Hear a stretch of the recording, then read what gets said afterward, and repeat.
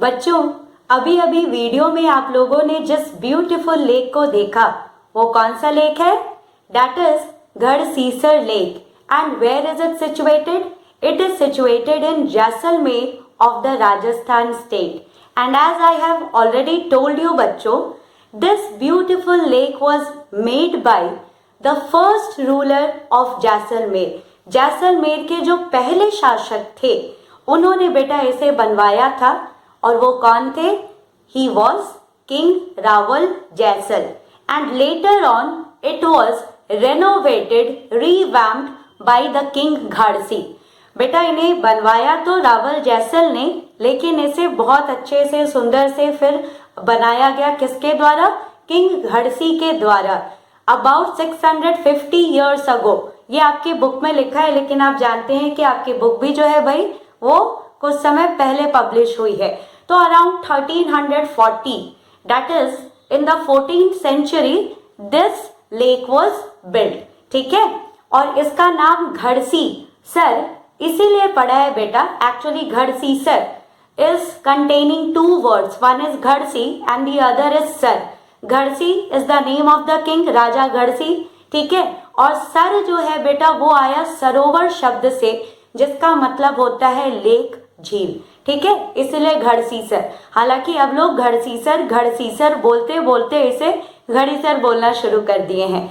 तो जैसा कि बच्चों आप लोगों ने इस वीडियो में देखा, लेक के चारों ओर बहुत ही सुंदर से सीढ़ियां बनी हुई हैं.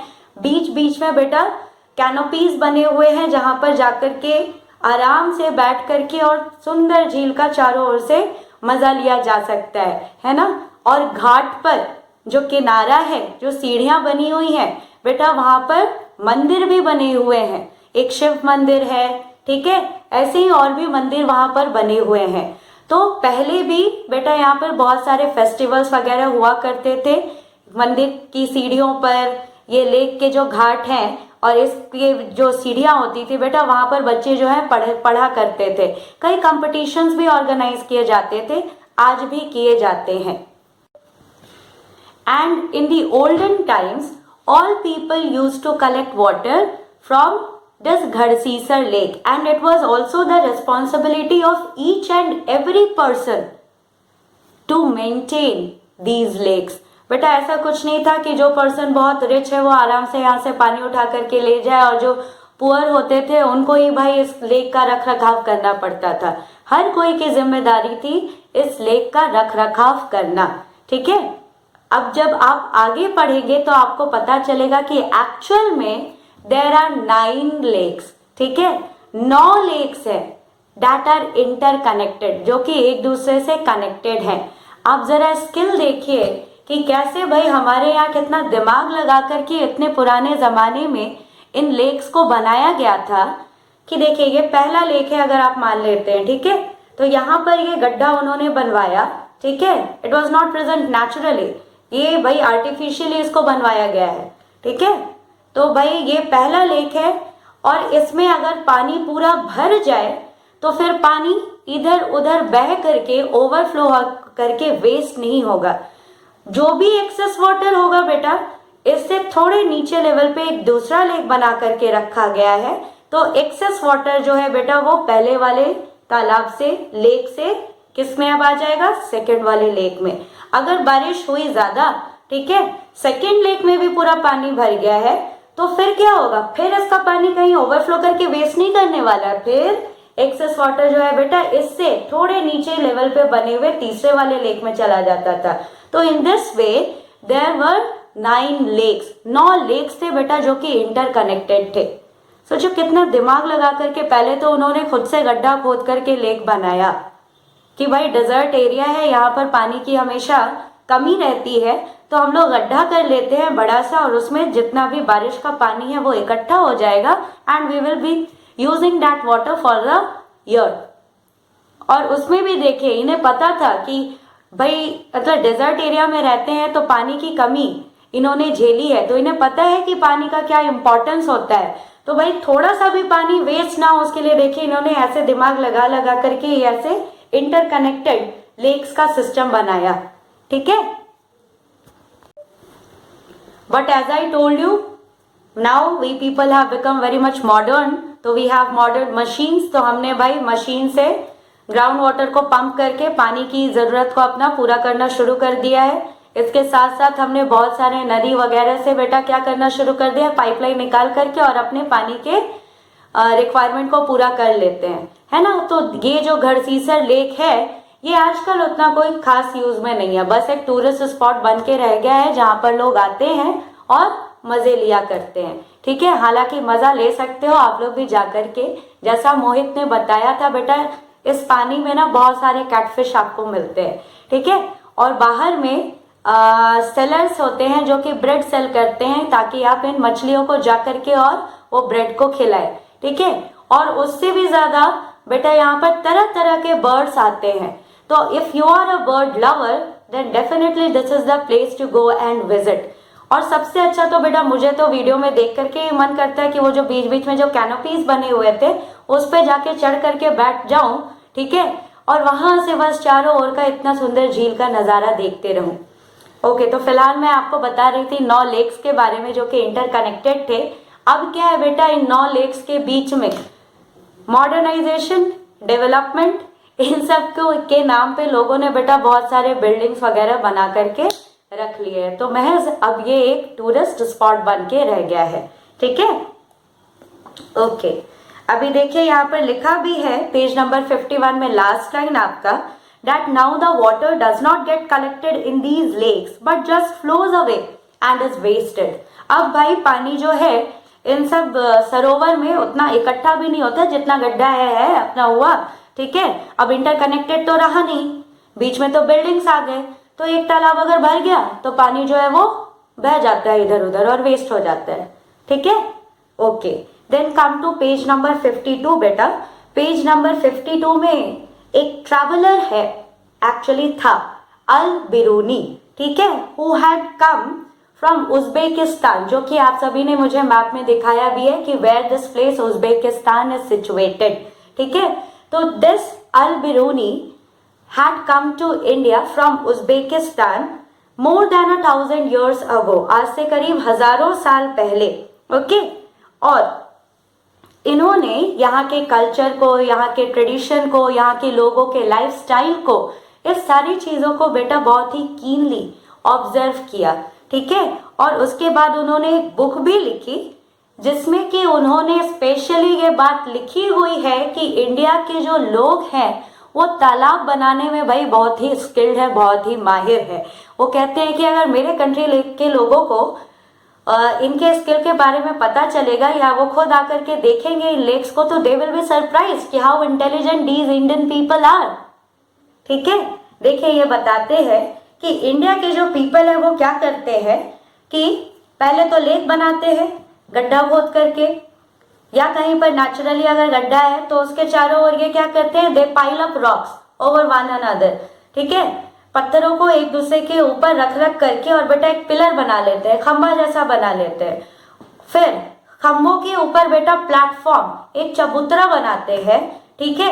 और उस चबूतरे पर चढ़ने के लिए एक तरफ से सीढ़ी और उतरने के लिए भाई दूसरे तरफ से सीढ़ी। तो ऐसा सिस्टम क्यों है, तो ये भी बेटा मैंने आपको लाइव क्लास में बताया था, ठीक है, कि जैसे कि मैं आपको दिखाती हूँ पेज नंबर 53 में, ठीक है। हाँ बेटा देखिए ये एक स्टेप वेल है, इसके बारे में भी मैं आपको थोड़ा डिटेल में बताती हूँ थोड़ी देर में, ठीक है। ये देखिए बेटा, ये बीच में जो आप देख रहे हैं ना, ये देखिए पानी है यहाँ पर इकट्ठा हुआ है, ठीक है। और ये देखिए इसके चारों ओर देखिए बेटा, इस तरह से देखिए रॉक्स को पाइल अप करके, ये देखिए पत्थरों को एक दूसरे के ऊपर रख रख करके और देखिए ये पूरा प्लेटफॉर्म बनाया गया है। और इस प्लेटफॉर्म पे चढ़ने के लिए एक तरफ से सीढ़ी, उतरने के लिए एक तरफ से सीढ़ी, ठीक है। और अगर पानी होता तो पानी बेटा हो सकता है यहाँ तक भरा होता, और पानी होता तो शायद पानी यहाँ तक भरा होता। इनफैक्ट ये जहाँ पर आप पानी भरा हुआ देख रहे हैं इसके काफी नीचे तक भी बेटा ये सीढ़ियां गई हुई हैं, ये चबूतरे मिले आपको मिलेंगे, ठीक है। तो यहाँ पर स्किल की क्या बात हो गई, इतना सारा भाई कंस्ट्रक्शन क्यों किया गया, तो जैसा मैंने आपको बताया था बेटा, यहाँ पे क्या कर सकते हैं कि पानी भाई जिस लेवल तक भरा हो आप वहां तक उतर करके और पानी को बर्तन में उठा करके ले जा सकते हैं, ठीक है। और चढ़ने की सीढ़ी अगर एक तरफ, उतरने की सीढ़ी दूसरे तरफ से रहेगी तो बेटा केओस नहीं होगा, हौच पौच नहीं होगा, लोगों को उतनी दिक्कतों का सामना नहीं करना पड़ेगा, एक दूसरे से टकराएंगे नहीं, ठीक है। आराम से एक तरफ से लोग चढ़ रहे होंगे और दूसरे तरफ से लोग उतरेंगे, समझ रहे हो। तो ऐसी हौच पौच को रोकने के लिए उन्होंने ये सल्यूशन निकाला कि इस तरह से सीढ़ियां बनाकर उन्होंने रख दिया कि आसानी से भाई सीढ़ियों से उतर जाए, पानी ले ले और फिर लेकर के चले जाए, और एक दूसरे से कोई टकराए नहीं, इसलिए उतरने की सीढ़ी एक तरफ से, ऊपर चढ़ने की सीढ़ी दूसरे तरफ से, ठीक है। तो अल बिरूनी जो हैं यही बात कहते हैं कि यहाँ के लोग देखिए कितना स्किल्ड है, इतना दिमाग लगा करके इन्होंने ये सारी चीजें बना करके रखी हुई हैं। बच्चों आप तो जानते ही हैं कि भाई पूरा राजस्थान ही जो है वहां पर बहुत ही कम बारिश होती है। तो जैसलमेर ही नहीं, जैसलमेर के अलावा भी जो दूसरी जगहें हैं राजस्थान में, वहां भाई पूरे साल भर में करीब 10 से 12 दिन बारिश होती है, ठीक है। तो कभी कभी तो उतनी भी बारिश नहीं होती है। तो यहाँ पे नदियां जो है बेटा, उनमें सालों भर तो पानी नहीं रह पाता है। फिर भी इन सारी जगहों पर जनरली वाटर का शॉर्टेज कभी नहीं होता था। और अभी तो आप अक्सर देखते हैं कि इतना मॉडर्नाइजेशन हो गया है, लेकिन राजस्थान तो छोड़ दीजिए, ठीक है, ऐसे ऐसे स्टेट्स, ऐसे ऐसे प्लेसेस जहां पर बहुत भारी बारिश होती है, वहां भी गर्मियों में पानी की किल्लत हो जाती है। There is scarcity of water, पानी के लिए लोग झगड़ना शुरू कर देते हैं। याद है ना, क्लास 4 में आप लोगों ने पढ़ा था, है ना। लेकिन देखिए ये पुराने, आज से इतने साल पुराने समय की बात चल रही है। उस समय लोगों ने एक तो भाई दिमाग लगा करके ऐसे ऐसे स्ट्रक्चर्स बनाए, और देखिए इतने कम बारिश होने के बावजूद लोगों को जनरली वाटर शॉर्टेज को फेस नहीं करना पड़ता था, है ना। लोगों को पता है कि भाई कितना प्रेशियस, कितना वैल्यूएबल पानी है, ठीक है। ओल्डन टाइम्स की मैं बात कर रही हूँ। तो वो क्या करते थे कि इसी तरह से गड्ढा वगैरह खोद करके, राजस्थान वगैरह में बेटा इस तरह से गड्ढे खोद करके जो पानी इकट्ठा किया जाता है उनको जोहड़ भी बोला जाता है, ठीक है। तो जोहड़ वगैरह बना करके बेटा वो लोग पानी को इकट्ठा किया करते थे, ठीक है।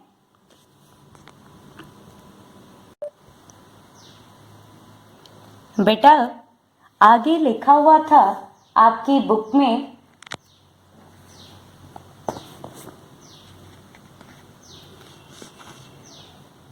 कि some water from the lakes soaked into the ground and reached the wells and बावड़ीज। बेटा ये जो स्टेप वेल है ना, इसी को बावड़ी कहते हैं, या कई लोग इसको बाउली भी कहते हैं, BAOLI, ठीक है।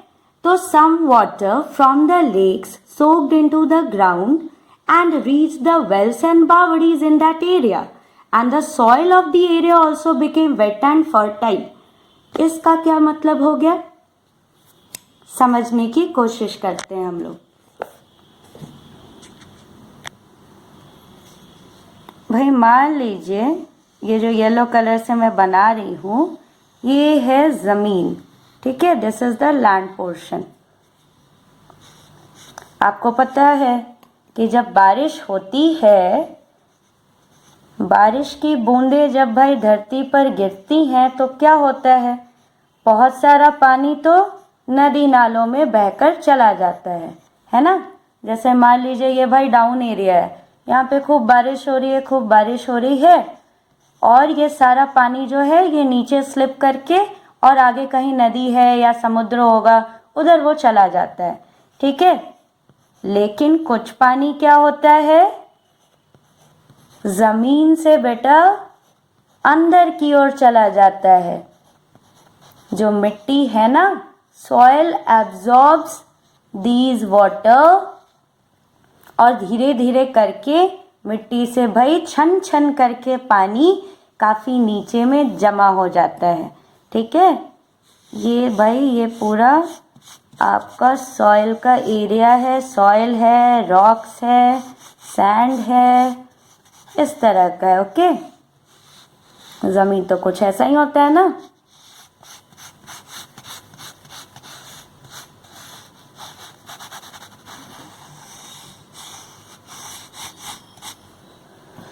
अब क्या हो रहा है, ये बारिश की बूंदे ये भाई धीरे धीरे करके इस मिट्टी के अंदर भी जा रही हैं, जाएंगी ना।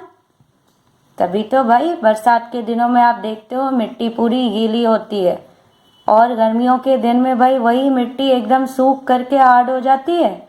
उसको बहुत नीचे तक भी अगर खोद डालते हो तो भी तुमको वो मिट्टी कई बार सूखी ही मिलती है। तो ये पानी बेटा रिस रिस करके, that is known as percolation of water. Percolation of water, ठीक है, पानी का रिसना, इसी को हम लोग परकोलेशन कहते हैं। तो water percolates through the layer of the soils and rocks, और फिर यहाँ पर कहीं पर जाकर के जमीन के नीचे इकट्ठा हो जाता है। ठीक है, चलिए, ज्यादा बारिश हो रही है, ज्यादा पानी इकट्ठा होगा, ये हो गया। ठीक है, जमीन के अंदर भी देखिए इस तरह से पानी है भाई। अब इसी पानी को बेटा हम लोग क्या करते हैं कि कई बार हमने या तो कुआं खोद दिया या तो फिर बोरिंग कर डाली। कुआं खोदने का मतलब क्या है, क्या करते हैं कुआं खोदने में, गड्ढा करते हैं ना। बोरिंग में भी क्या करते हैं बेटा, मशीन से नीचे गड्ढा ही करते हैं ना। तो ये इसको कहते हैं जहां पर बेटा पानी मिल जाता है, ठीक है, this is known as the water table. ये है भाई वाटर टेबल। तो हम लोग इसके नीचे तक भाई गड्ढा करते हैं। अब देखिए मैंने यहाँ तक कुआं खोद डाला, तो अब कुएं में पानी कहाँ से आ रहा है, कुएं में पानी बेटा यही वाला आ रहा है ना। चौक मैंने लगा के रखा है इसलिए अच्छे से पेन नहीं चल रहा है, आप मेरे हाथ के मूवमेंट से समझ गए होगे, है ना। यहीं से ना बेटा पानी इस कुएं में आता है। आप अगर बेटा बोरिंग कर डालते हो, ठीक है, मान लो भाई आपका अपार्टमेंट यहाँ पर है, पानी की सप्लाई के लिए भाई इतने नीचे मशीन से बोर कर दिया गया, ठीक है, और उसके बाद यहाँ पर पानी आता कहाँ से, यही वाला पानी तो आता है। ये पानी इस गड्ढे में बेटा आता है, जो कि बाद में क्या किया जाता है, पंप से बेटा खींच लिया जाता है। ठीक है, यहाँ पे मोटर लगा रहता है मशीन, और मशीन से इसी पानी को बेटा खींच करके हम लोग टंकी वगैरह जहाँ पर भी जमा करना है वहाँ पर जमा कर लेते हैं।